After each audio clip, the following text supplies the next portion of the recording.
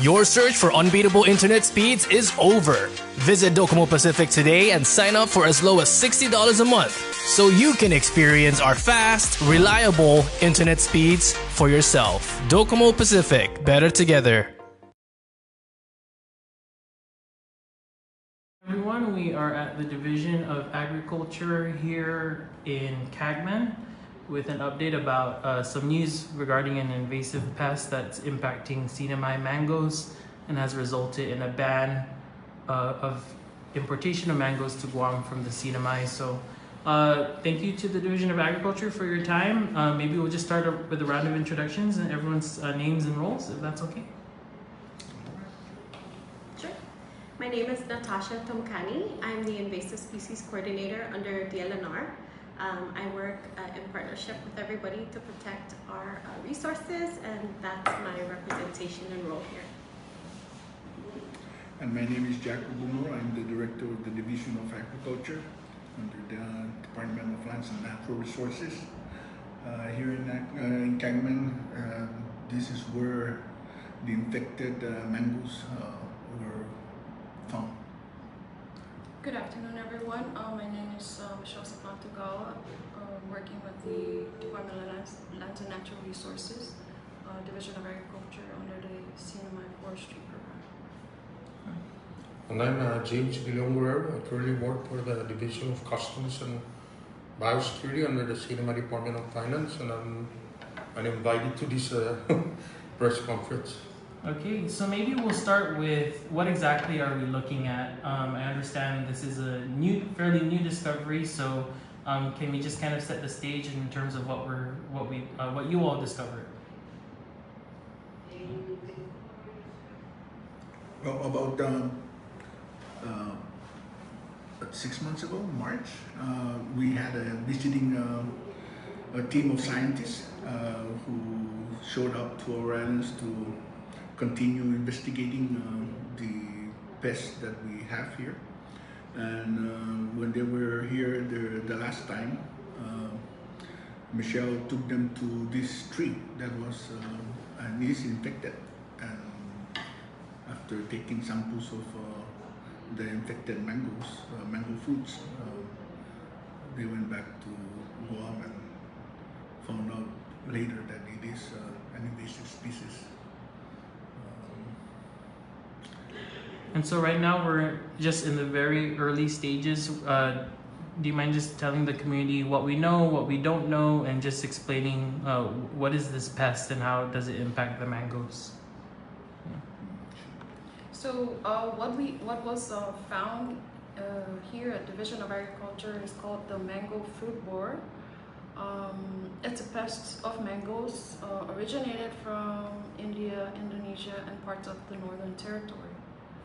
So, as you can see on the screen, the adult moth, I will later show you the photo, lives about a week and lay up to 125 to 450 eggs on rough areas, and especially on our mango fruit.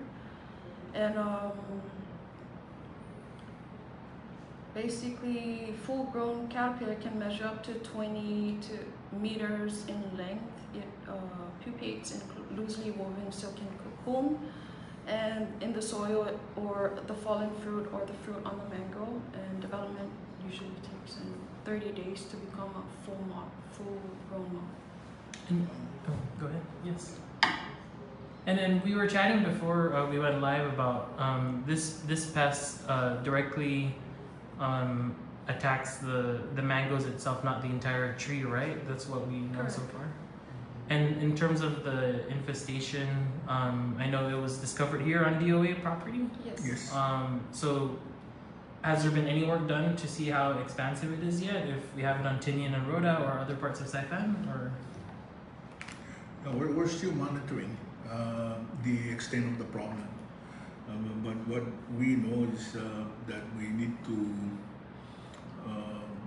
collect all the fruits under the mango tree that is infected, as well as the mangoes on the tree, and practically drown the mangoes to kill the pest. and it's fortunate that you're here to help us spread the word. That if there's anybody out there in the community with similar problems, to please call us, and we'll try our very best to work with our scientists in Guam and in Hawaii to see what kind of remedy we should undertake to destroy this pest. All right. And do you mind showing the mangoes that we have? That you see, these are the ones that were also basically the pests attacked So it, right? yes. So basically, this is like the first stage. The ones and then here's another one where it's already the worm, I would say, is already inside the mango. Normally on the screen I'm going to show you above is how it looks like. So let me give you another close-up as to how these guys actually look up close. So if you can see the actual worm that let me see. Sorry, Tom, let me just give you. No worries. So the actual worm is this actual worm here is the one that makes a hole in the mango. Mm-hmm. And then as soon as once it lays its eggs, this is how the worms look like. They start coming out and start damaging the mango. So this mango is the one that we collected to send off to University of Hawaii and Guam for further testing, which came back the mango food borer. Right. And it's correct to say this is the first time the CNMI has documented, at least DOA has documented this in the CNMI. Correct. Yes. Yeah.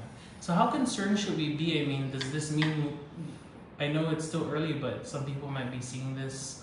Does this mean we might not have a mango season again, or how should we manage our expectations or reaction to this news? Well, we should be happy that we've identified one spot, one local spot, and it's limited to that spot in Kandy at our office. But we don't know, like we said earlier, the extent of the problem, and so let's not worry about mango season next year, because I'm sure we're gonna have mango season, and we don't even know whether this pest is attacking only this kind of mango, because we have varieties of mangoes on this island, on our islands, and so we're happy that it's found here and it's found attacking this type of mango.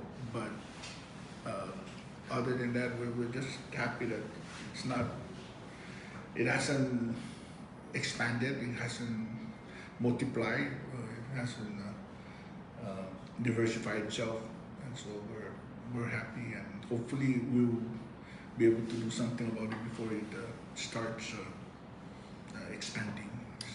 Yeah, and if I can add to that, we keep close communication with our partners in Guam, and we were fortunate enough to have them do routine visits to the CNMI. The invasive species program currently lacks an entomologist, and these are entomologists that are familiar with the issues that we have for our specific jurisdiction.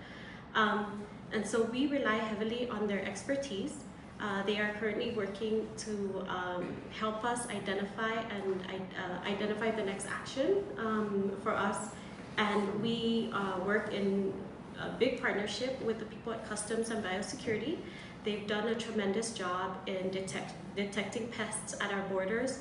And this is why we want to make sure that we keep open communication with our teams. So this is the kind of strategy we've implemented to safeguard our resources and our borders. And in any case of invasive species that are found post-border, the communication is given out to all our stakeholders, and we convene as a rapid response team, and we make sure that all our experts are aware, and we work cohesively to address the issue as urgently and as expeditiously as we can.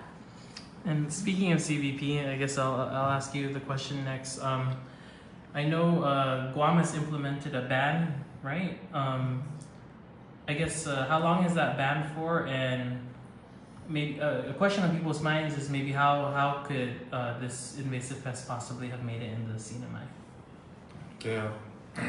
First, at this point in time, that has yet to be determined as to how long the presence of this particular form of invasive species has been here in the CNMI. So a lot of help will need to be determined through, subject matter experts in that area.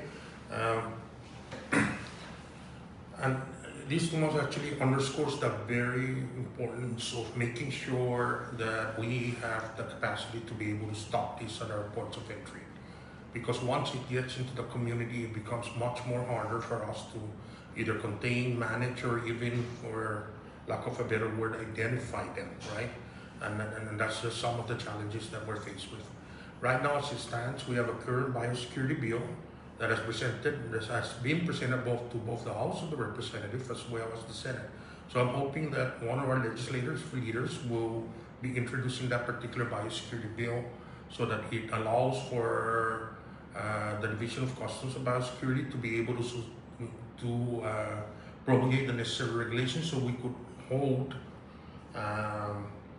some of these agents and vessel operators that have been bringing in, cargoes and what have you, that will not normally comply to acceptable sanitary standards when they come to the CNMI. Now, to go back to your question about how long will this ban be, it's really up to Guam to make that determination. They will make the decision as to when they will put an end to it and so forth. But what we're hoping, though, is that we will receive the necessary support from our leaders to be able to probably revisit the area of being able, or rather, for us to be able to provide a more attractive salary to somebody with the expertise of the scientists that we need. One, like an entomologist, right? We desperately need an entomologist here at the CNMI. We don't have any. And in the absence of having an entomologist, what this does is it just compounds the problem. It allows for these invasive species to be spread out, because we're waiting for best identification data to be sent our way. And having said that, we have discovered a number of different types of invasive species at our ports of entry. Matter of fact, we just discovered an invasive species just sometime yesterday. We're waiting for the full reports to come in before we actually put a press release on that. But that is a form of insect or pest that is invasive to the CNMI. There's a huge degree of problem in delaying action, and I'm quite concerned that with the ever-growing activities that are occurring in the CNMI, especially with the military buildup that is occurring down in Kenya, and those could actually contribute to the introduction of invasive species to our environment. This is a perfect example of what we have been trying to preach all along, right? That if we don't have the capacity to be able to respond and manage this type of crisis, then it could inadvertently destroy many of our food sources. Everybody talks about food security, but to what extent are we actually what steps are we doing to be able to ensure that we have a thriving agricultural industry? So this is just one piece of the problem, and as I told the media during a previous press conference, I encourage you guys to visit the CRB or rhino beetle sites down in Rhoda and see for yourselves on the scale and of the destruction that's occurring on Rhoda. We have received reports about a lot of these, and I'll go back again to saying that, CRBs like to eat coconuts And when they eat, and there's a, if there's anywhere in the CNMI that have coconut crops, it's down on Rhoda. So if they start to finish up the coconut population down there, then these insects will become adaptable to eating other things, right? And we already have received reports that they're actually attacking some of the crops down there. So that's problematic. And the more that we can learn, and the more that we know about the types of invasive species, hopefully by making sure that we establish the necessary expertise within the CNMI, then the better of a job we can do to be able to mitigate against it. And how many mangoes are we actually exporting to Guam? Like, do you have that data now or no? No, I don't have the data off the Okay. top of my mind, but that's Alright. something that we can probably get. Yeah. All right, so I know we have a few new viewers, but feel free to scroll back after we end the live stream. But what happens next? So we're just waiting to hear from UH, from UOG, and then is there like a team that will go all over Saipan and evaluate, or? So currently our team is doing its best to conduct a baseline survey. Obviously, this is a new detection that our partners in Guam had helped us identify. With the small team that we do have, we are doing our best to identify the areas that are infested. Right now, as the director had said, we only see it within our compound here at Agriculture, and we're hoping that that is the furthest extent of the impact that we have now. And I just want to follow up on what Colonel is saying, is that we advocate for preventive measures, because once it becomes an identified post-border, mitigation work is probably 10 times as hard and 10 times as expensive. Requires 10 times the workforce and requires 10 times the surveying and assessment and tracking. And so obviously we don't have the capacity to do that, and that's why we are working in huge partnership with our partners at the border to make sure that they have the staffing and the capacity and the resources that they need to safeguard our borders. And that is a critical point for importation that we want to make sure that we're tracking and we're keeping a close eye on. And that's really critical, I think, for us to make sure that we recognize. Okay, yes. I think, Michelle, you want to maybe share with the community as to maybe what steps and how can the community contribute in terms of Should maybe they call it discovery, in and if they they find what if they have a mango tree, Yeah. right?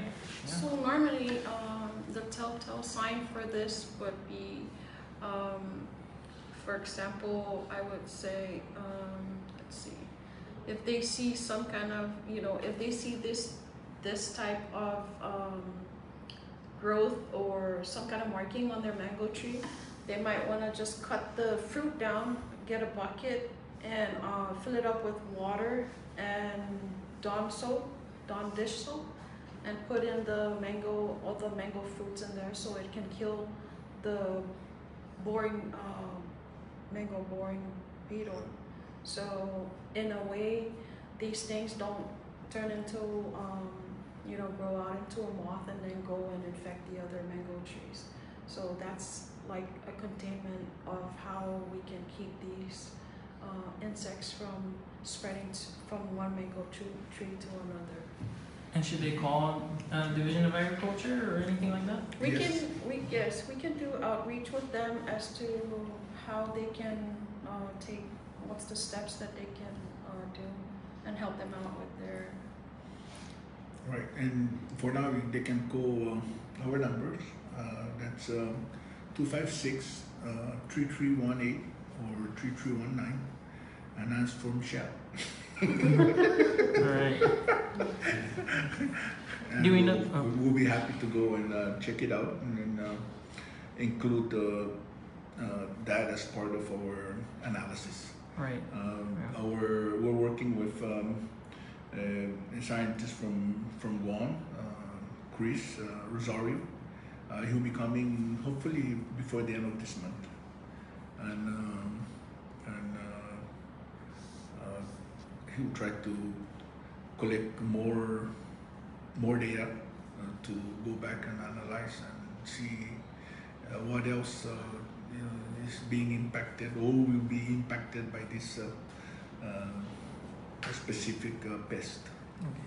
And then just one last thing, Michelle. I know when an infestation happens, what we know so far, does it kill all the mangoes on the tree, or is it Certain amount of fruit, mango fruit on the trees, it'll infect. But the sooner you detect it, the better. If it's left to just, it's gonna just wipe out the whole mango tree and mango fruit.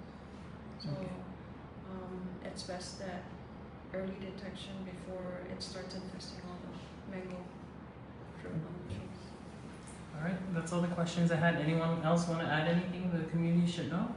Well, I do want to add that, the Division of Customs and Biosecurity does work in close partnership with the Department of Lands and Natural Resources. We absolutely have to work closely together because, a portion of this responsibility rests with our agency, and a significant portion rests with their particular agency. So there's a lot of discussions right now on how to best collaborate moving forward, and we're in the process right now of assessing what all of our different partners' capacity is, so that in times of crisis such as this, that we should be able to, more efficiently utilize the types of resources that each and every one of us have with respect to the overall process of mitigating against this biosecurity threat. Anything else? The ban is a good idea. We cannot blame Guam for instituting this ban because we're all trying to help one another. The same will be true too if Guam found something there that we don't want it to come here. So we need to work together, and this is one of the measures these parties should be doing. I'm sorry, one last thing that just came to mind is I know it's the first for the CNMI, but does any other Pacific island have this or have found this yet? We're still, we're going to be making a trip down to Rhoda and Tinian to see if any of the farmers residential have these types of insect or disease on their mango. I'm just curious if the CNMI is the first that we've known in the entire Pacific for this type of invasive pest. The only information we have now is that Guam and Hawaii don't have it or have not detected it in their areas yet, and this is the reason why the ban is. And I think that what I can say is that our partners in Guam and Hawaii understand the significance of, for example, exercising these types of bans, just in the same way that our partners at Customs and Biosecurity have been turning away vessels that we detect invasive species on. It's very critical that we protect our resources before they come in post-border. So I think that we have strong communication, and we'll be updating the community. We'll have more information as it comes on, and we'll make sure that we broadcast that out in another maybe press conference. Just one last thing Yes. to watch for, because I think this is important.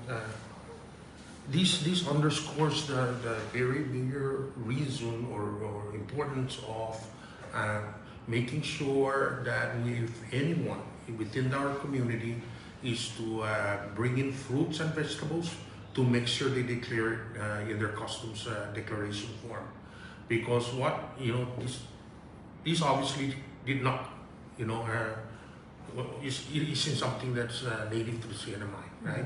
It came from somewhere.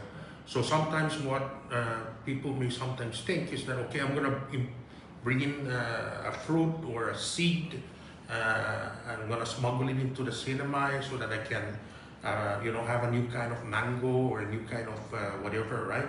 So in turn, inadvertently, what that does is that it introduces something because it wasn't properly sanitized.